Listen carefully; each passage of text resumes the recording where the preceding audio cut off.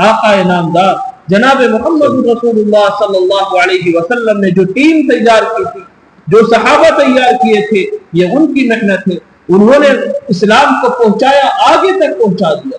اور جس نے قرآن کو اپنے سینے میں لے لیا، قرآن مقدس سے محبت کی، پھر اس نے آگے پہنچایا. ایسا ہی قیامت ہے. بسم اللہ الرحمن الرحیم.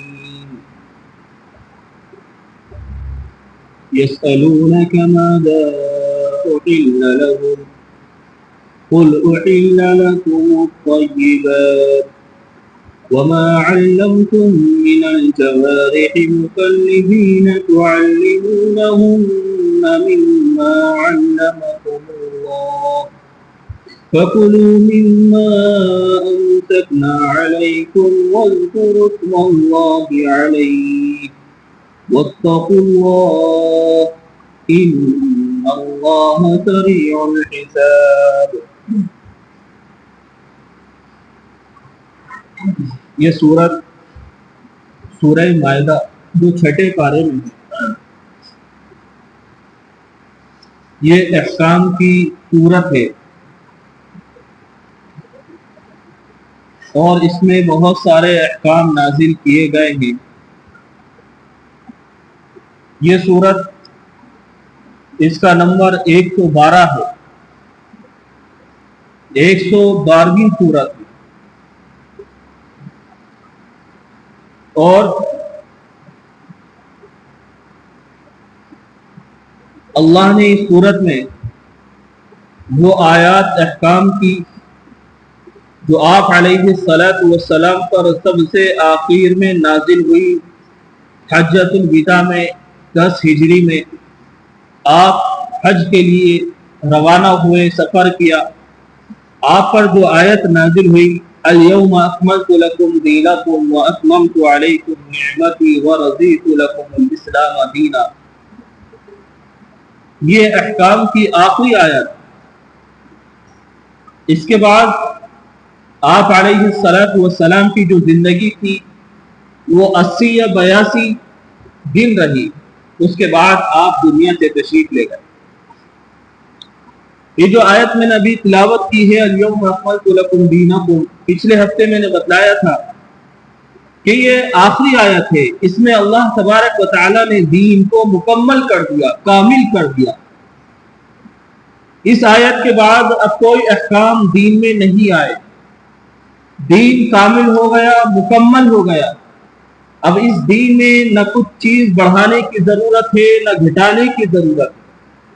دین کامل ہو گیا، مکمل ہو گیا. اس میں نہ بڑھانے کی ضرورت اور نہ گھٹانے کی ضرورت. اگر دین میں کوئی چیز بڑھائی جائے تو وہ بدعت ہو جاتا ہے. اللہ نے ہر چیز کو مکمل کر دیا. اذان مکمل کر دی، نماز مکمل کر دی، حج مکمل کر دیا.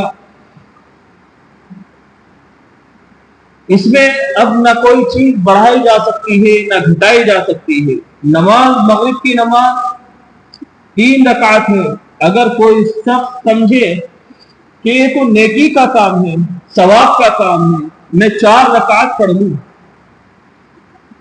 4 رکعت پڑھوں اور چوتھی رکعت میں بھی وہ اللہ کا قرآن پڑھے، سورہ فاتحہ پڑھے، لیکن وہ نماز قابل قبول نہیں. کیوں؟ اس نے دین میں پیمند لگایا، دین کو بڑھانے کی کوشش کی ہے. اسی طریقے سے اگر کوئی چیز مباح ہے، مباح سے مراد صحیح ہے، دین میں نہیں، کتاب اللہ میں نہیں ہے، سنت رسول میں نہیں ہے، اجماع امت میں نہیں ہے، لیکن صحیح ہے، مباح ہے، اگر اس مباح چیز کو کوئی شخص ضروری سمجھ لے، لازم سمجھ لے، تو یہ بھی بدعتی ہو جائے. دین میں ٹاٹ کا پیمند لگانا یہ بدعت ہے. اسی کو اللہ تبارک و تعالی نے منع کیا. اور اگر انسان کی نماز میں کمی ہوئی، کوتاہی ہوئی، تو اللہ اسے معاف کر سکتا ہے. حج میں کمی کوتاہی ہو گئی، معاف کر سکتا ہے. قرآن پڑھنے پڑھانے میں کمی کوتاہی ہو گئی، اسے معاف کر سکتا ہے. لیکن شرک اللہ کا اللہ تبارک و تعالیٰ نے فرمایا قرآن مقدس میں یہ ایسا جرم ہے اللہ اس کو معاف نہیں کرے گا۔ اس کو آپ یوں سمجھیں کہ اگر نماز میں دنیا کے لحاظ سے اگر انسان پیپروں میں پاس ہونا چاہتا ہے تو 100 میں سے 33 نمبر لا کر پاس ہو جاتا ہے، اور اگر نماز میں 33 نہیں آئے 2 نمبر بھی آ گئے تو انسان اللہ کی بارگاہ میں پاس ہو جائے گا۔ حج میں 2 نہیں 1 نمبر بھی آ گیا اللہ کے یہاں پاس ہو جائے گا۔ لیکن اللہ نے شرک یہ ایسی وبا رکھی ہے، ایسا وبال ہے، اگر اس میں 99 نمبر آئے 1 نمبر نہیں آیا تو اللہ کے یہاں اللہ کی بارگاہ میں وہ شخص ناکام ہو جائے۔ شرک یہ ایسی وبا ہے، اللہ کی ذات میں، اللہ کی صفات میں، اللہ کی الوہیت میں اگر کوئی شخص کسی کو شریک کرتا ہے تو وہ شرک ہے، اور فرمایا اللہ نے ان الشرک لظلم عظیم، اور شرک بہت بڑی بہت گھاٹے کا سودا ہے۔ تو فرمایا اللہ نے الیوم اکملت لکم دینکم، آج تمہارا دین مکمل کر دیا گیا ہے۔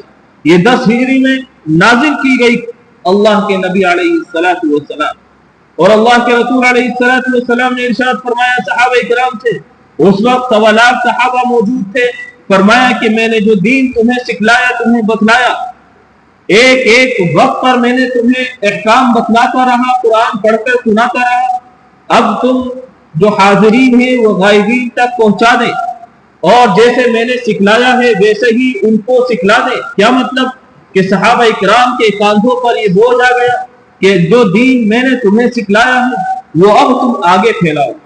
صحابہ کرام کی اگر تاریخ پڑھیں گے، صحابہ کرام ایشیا کے اندر کئی قبریں صحابہ کرام کی موجود ہیں۔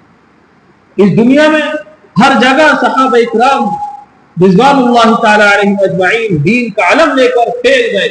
حضرت عمر فاروق رضی اللہ تعالی عنہ 22 لاکھ مربع میل پر جنہوں نے اسلام کے جھنڈے لہرا دیے، قرآن کی تعلیم کو پہنچا دیا، اللہ کی شریعت کو پہنچا دیا، محمد رسول اللہ صلی اللہ علیہ وسلم جو دین لے کر آئے تھے اس دین کا بول بالا کر دیا۔ اور حضرت عثمان غنی رضی اللہ تعالی عنہ کے دور میں 48 لاکھ مربع میل تک اسلام پھیلتا چلا گیا۔ آج جو اسلام ہمیں ہر جزیرے میں نظر آتا ہے، ہر ملک میں نظر آتا ہے، یہ ہماری محنت تھوڑی ہے، یہ تو آقا نامدار جناب محمد رسول اللہ صلی اللہ علیہ وسلم نے جو ٹیم تیار کی تھی، جو صحابہ تیار کیے تھے، یہ ان کی محنت ہے۔ انہوں نے اسلام کو پہنچایا، آگے تک پہنچا دیا، اور جس نے قرآن کو اپنے سینے میں لے لیا، قرآن مقدس سے محبت کی، پھر اس نے آگے پہنچایا۔ ایسا ہی قیامت تک یہ سلسلہ جاری رہے گا، قیامت تک یہ سلسلہ جاری رہے گا۔ اور اللہ کے رسول علیہ السلام نے ارشاد فرمایا کہ جب اسلام کو لوگ ذلیل سمجھنے لگیں گے، اسلام کو لوگ ذلیل سمجھنے لگیں گے، اسلام والوں کو لوگ ذلیل سمجھنے لگیں گے، تو پھر قیامت کا کوڑا اس دنیا پر برس پڑے گا، اللہ اس دنیا کو الٹا کر دیں گے۔ فرمایا اللہ تبارک و تعالی نے اذا زلزلت الارض زلزالها، زمین میں زلزلہ پیدا ہو جائے گا، واخرجت الارض اثقالها وقال الانسان ما لها، زمین کو اللہ پلٹا دے گا، الٹا دے گا، کوئی چیز باقی نہیں رہے گی، صرف اللہ تبارک و تعالی باقی رہے گا، اللہ کی ذات باقی رہے گی، کیونکہ وہ مالک الملک ہے، لہو ما فی السماوات و ما فی الارض، زمین اور آسمان کا بادشاہ اللہ تبارک و تعالی۔ آج جو ہمارے اوپر بادشاہ مسلط کیے گئے ہیں، حکمران مسلط کیے گئے ہیں، یہ سب اللہ کی دین ہے، دنیا کا نظام نہیں ہے بلکہ اللہ کا نظام ہے۔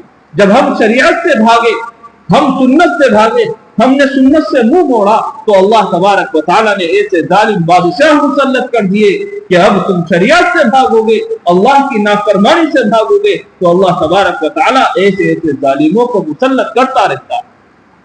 اللہ نے ارشاد فرمایا قل اللہم مالک الملک تؤتی الملک من تشاء وتنزع الملک ممن تشاء، میں ہی بادشاہ ہوں اس دھرتی کا، اس کائنات کا بادشاہ میں ہوں، میں جس کو چاہوں بادشاہت عطا کر دوں، جس کو چاہوں میں عزت عطا کر دوں، وتعز من تشاء وتذل من تشاء، جس کو چاہوں عزت عطا کر دوں، جس کو چاہوں ذلیل کر دوں، کیونکہ اللہ کی نگاہ میں تمام انسان برابر ہے، اللہ کی نگاہ میں تمام انسان برابر ہیں، لیکن وہ لوگ خاص ہو جاتے ہیں جو اللہ سے جڑ جاتے ہیں۔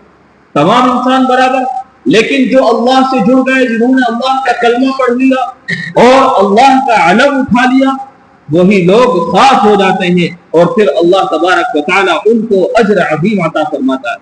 تو یہ آیت جو آج کی تلاوت کی گئی، صحابہ اکرام نے اللہ کے نبی علیہ السلام سے سوال کیا، یسألونک ماذا احل لهم، اے اللہ کے نبی ہمیں آپ یہ بتلا دیجئے کہ ہمارے لیے کون سی چیزیں پاکیزہ ہیں، کون سی چیزیں حلال ہیں، آپ ہمیں بتلا دیجئے۔ اللہ نے ارشاد فرمایا، سوال کس سے کیا گیا؟ محمد رسول اللہ صلی اللہ علیہ وسلم سے، جو میسنجر ہیں، جو اللہ کی بات ہم لوگوں کو بتلاتے ہیں وہ ہیں۔ تو اللہ نے جواب دیا، سوال محمد صلی اللہ علیہ وسلم سے اور جواب اللہ تبارک و تعالیٰ کا۔ اللہ نے ارشاد فرمایا، قل احل لکم الطیبات، آپ فرما دیجئے نبی جی علیہ السلام تمام پاکیزہ چیزیں حلال ہیں۔ اب پاکیزہ ہم کیسے شمار کریں گے؟ کون سی پاکیزہ ہے، کون سی ناپاک ہے؟ اللہ آپ بتلائیے۔ تو اللہ تبارک و تعالیٰ کے حبیب علیہ السلام نے ارشاد فرمایا، جو کتاب اللہ اور سنت رسول صلی اللہ علیہ وسلم میں تمہیں ملے یا اجماع میں ملے یا صحابہ اکرام سے ثابت ہو، وہ چیزیں تمام پاکیزہ ہیں، اور جو نہ ملے وہ ناپاک ہے، جو نہ ملے وہ ناپاک ہے۔ تو فرمایا، وما علمتم من الجوارح مكلبين تعلمونهن مما علمكم اللہ۔ شکار کا دور تھا اس وقت، اور آج بھی شکار کا دور ہے، بہت سارے ملکوں میں لوگ شکار کرتے ہیں۔ تو اللہ کے نبی سے فرمایا گیا، اے اللہ کے نبی آپ ہمیں شکار کے بارے میں بھی بتا دیجئے، کون سا شکار حلال ہے اور کون سا حرام ہے۔ اس وقت بندوقیں نہیں ہوا کرتی، دور سے جب شکار کیا جاتا تھا تو پرندے کے ذریعے کیا جاتا تھا، جنہیں شکارہ باز وغیرہ کے ذریعے شکار کیا جاتا تھا، یا کتے کے ذریعے شکار کیا جاتا تھا۔ تو اللہ تبارک و تعالیٰ نے تعلیم دی اللہ تبارک و تعالیٰ نے فرمایا، وما علمتم من الجوارح مكلبين تعلمونهن مما علمكم اللہ، جن شکاری جانوروں کو تم نے اللہ کے بتائے ہوئے طریقے سے، اللہ کے بتائے ہوئے طریقے کے مطابق سکھلایا ہو، بتلایا ہو، جانور ہل جاتے ہیں، جانور کو جو پڑھایا جاتا ہے پڑھ جاتے ہیں، جیسا کام کا حکم کیا جاتا ہے کر بیٹھتے ہیں۔ بہت سے جانور بہت سے لوگوں سے ہلے ہوئے ہوتے ہیں۔ تو اللہ نے ارشاد فرمایا، جن جانوروں کو تم نے اللہ کے بتائے ہوئے طریقے کے مطابق سکھلا دیا ہو، انہیں سلجھا دیا ہو اور سدھار دیا ہو، وہ جیسے تم کہو ویسے ہی کریں، تو ایسا کتا یا ایسا باز یا ایسا شکار اگر شکار کر لے کر آئے، کسی بکری کو پکڑ کر لایا کتا، آپ کا ہلا ہوا کتا ہے، اور وہ کسی بکری کو پکڑ کر لایا، لیکن وہ بکری اس نے کھائی نہیں، اس بکری میں سے اس نے کچھ کھایا نہیں، بلکہ وہ اپنے دانتوں میں دبا کر آپ کے پاس تک لے آیا، تو اللہ نے ارشاد فرمایا وَكُلُوا مِمَّا أَمْسَكْنَا عَلَيْكُمْ وَاذْكُرُوا اسْمَ اللَّهِ عَلَيْهِ، کہ اس پر اللہ کا نام لو، اس جانور پر، اس بکری پر یا اس بکرے پر اللہ کا نام لے کر اس کو ذبح کر لو اور اس کو کھا لو۔ پہلی دور میں شکار کرتے تھے کتے اور باز اور شکار وغیرہ، یہ شکار کرتے تھے۔ تو اللہ تبارک و تعالیٰ نے تعلیم دی، اگر وہ پکڑ کر لے کر آ جائے اور اس میں سے اس کتے نے کچھ کھایا نہ ہو، اگر وہ کتا کھا لے اس میں سے، تو پھر وہ جائز نہیں ہوگا، یا اگر وہ کتا اس جانور کو مار دے تب بھی وہ جائز نہیں ہوگا۔ اور دوسرا کہ جب وہ کتا تمہارا سکھلایا ہوا ہو، پالتو کتا ہو، وہ جب شکار کرنے کے لیے اس کو چھوڑو تو بسم اللہ پڑھ کر چھوڑ دو۔ بسم اللہ پڑھ کر ہم نے چھوڑ دیا کتے کو، ہمیں یقین ہے وہ کتا شکار کو پکڑے گا، بکرے کو پکڑے گا یا بکری کو پکڑے گا، یا کسی اور جانور جو حلال کر دیے ہیں اللہ تبارک و تعالیٰ نے، اس کو پکڑ کر لائے گا، اور لاتے میں وہ مر گیا، وہ جانور جو اس کے دانتوں کے بیچ میں ہے وہ مر گیا، تو فرمایا اللہ تبارک و تعالیٰ نے وہ حلال ہے، وہ جانور حلال ہے جو لاتے ہوئے مر گیا، وہ کیونکہ تو نے بسم اللہ پڑھ کر کتے کو چھوڑا ہے یا باز کو چھوڑا ہے، بسم اللہ پڑھ کر وہ پرندے کو شکار کرتا ہے، جھپٹتا ہے، اس میں سے کچھ نہیں کھاتا، لیکن تمہارے پاس لے کر آتا ہے، اسی میں وہ جانور مر جاتا ہے جس کا شکار کیا گیا ہے، تو وہ پھر تمہارے لیے حلال ہے۔ اسی کو اللہ نے ارشاد فرمایا، فَكُلُوا مِمَّا أَمْسَكْنَا عَلَيْكُمْ وَاذْكُرُوا اسْمَ اللَّهِ عَلَيْهِ، کہ تم اللہ کا نام لے لو اس جانور پر اور اس کو ذبح کر لو اور اس کو کھا لو. اور پھر فرمایا واتقوا اللہ, اللہ سے ڈرتے رہو. اب تم جانوروں کے چکر میں مت پڑ جاؤ, اللہ سے ڈرتے رہو, ہر حال میں اللہ سے ڈرتے رہو. اللہ کیا مطلب؟ فرمایا کہ جو تمہارے اوپر فریضے ہیں ان سے غافل مت ہو جانا. ان کے چکر میں, جانوروں کے چکر میں, شکار کے چکر میں جو تمہارے اوپر فرائض ہیں جیسے نماز وغیرہ, روزہ وغیرہ ہے, حج وغیرہ ہے, اس سے تم غافل مت ہو جانا. بلکہ فرمایا واتقوا اللہ, اللہ سے ڈرتے رہنا, تمام احکام کو بجا لانا, تمام فرائض کو بجا لانا. واتقوا اللہ ان اللہ سریع الحساب, اور بے شک اللہ تبارک و تعالی تمہارا حساب لینے والا ہے. قیامت کے دن اللہ تبارک و تعالی حساب لے گا, ہر انسان سے لے گا, چاہے وہ کسی بھی دھرم سے تعلق رکھنے والا ہو. کہے گا ان عمرہ فیما افنی, تجھے اتنی بہترین عمر دی تھی کہاں گزاری, کس کے پیچھے گزاری؟ کہ موبائل میں لگے رہے, کہ تم نے اپنے موبائل میں اپنی زندگی خراب کی ہے, یا کسی اور چکر میں کی ہے, یا کمانے میں کی ہے. اللہ ارشاد فرمائے گا کہ میں نے تو تمہیں عبادت کے لیے پیدا کیا تھا. وما خلقت الجن والانس الا ليعبدون, میں نے تو انسان کو جنات کو اپنی عبادت کے لیے پیدا کیا تھا. تم دنیا میں جا کر غافل ہو گئے.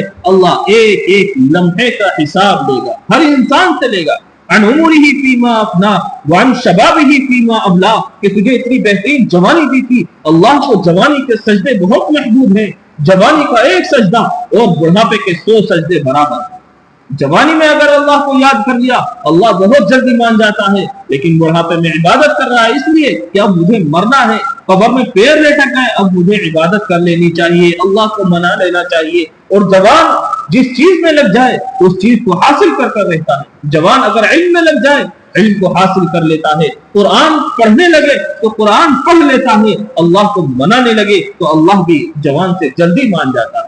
تو فرمایا واتقوا اللہ, اللہ سے ڈرتے رہو. ان اللہ سریع الحساب, بے شک اللہ تبارک و تعالی قریب حساب لینے والا. الحمدللہ رب العالمین والعاقبۃ للمتقین والصلاة والسلام علی سید الانبیاء والمرسلین وعلی آلہ واصحابہ اجمعین. اللهم انک عفو کریم تحب العفو فاعف عنا یا کریم, تحب العفو فاعف عنا یا کریم. یا ارحم الراحمین, ہم سب پر رحم فرما دیجیے, ہمارے ماں باپ کی, رشتہ داروں کی, اعز اقربا کی, تمام امت مسلمہ کی پوری مغفرت فرما دیجیے, پوری مغفرت فرما دیجیے. اے اللہ شکر کرنے والی زبان عطا فرمائیے, اے اللہ شکر کرنے والا دل عطا فرما دیجیے, اے اللہ شکر کرنے والا دل عطا فرما دیجیے. اے اللہ ہم سب کو قرآن سے منسلک فرما دیجیے, اے اللہ قرآن پڑھنے والا بنا دیجیے, قرآن پڑھانے والا بنا دیجیے. اے اللہ تمام احکام پر عمل کرنے والا بنا دیجیے, تمام احکام پر عمل کرنے والا بنا دیجیے. نبی پاک علیہ الصلوۃ والسلام سے بے لوث محبت عطا فرما دیجیے. اے اللہ آخرت کی تیاری کرنے کی کوشش کرنے کی توفیق عطا فرما دیجیے. اے الہ العالمین جو اس دنیا سے چلے گئے ہیں, اے اللہ ان کی قبروں کو نور سے منور فرما دیجیے. اے اللہ اعلی علیین عطا فرما دیجیے. اے اللہ اعلی علیین عطا فرما دیجیے. اے اللہ جو لوگ کاروبار سے پریشان ہیں, اے اللہ بہترین کاروبار عطا فرما دیجیے. اے اللہ بہترین کاروبار عطا فرما دیجیے. اے اللہ رزق حلال عطا فرما دیجیے. اے اللہ رزق حلال عطا فرما دیجیے. حرام سے, حرام روزی سے ہماری سب کی حفاظت فرما دیجیے, ہماری سب کی حفاظت فرما دیجیے. اے اللہ ہمارے دل میں جو ہے اللہ اس کو قبول فرما لیجیے. اے اللہ جو تمنائیں ہیں, جو آرزویں ہیں, اللہ اس کو قبول فرما لیجیے. اے اللہ جو جس منشا میں ہے, اللہ جو جس الجھن میں پھنسا ہوا ہے, اللہ اس الجھن کو سیدھا کر دیجیے. اے اللہ اس میں سے نکال دیجیے, اس میں سے نکال دیجیے. اے اللہ رحم کرم فرما دیجیے. اے اللہ رحمت والی نگاہ فرما دیجیے. اے اللہ ہمارا سب کا بیڑا پار ہو جائے گا, ہمارا سب کا بیڑا پار ہو جائے گا. اے الہ العالمین ہر خیر عطا فرمائیے, ہر شر سے حفاظت فرما دیجیے, ہر شر سے حفاظت فرما دیجیے.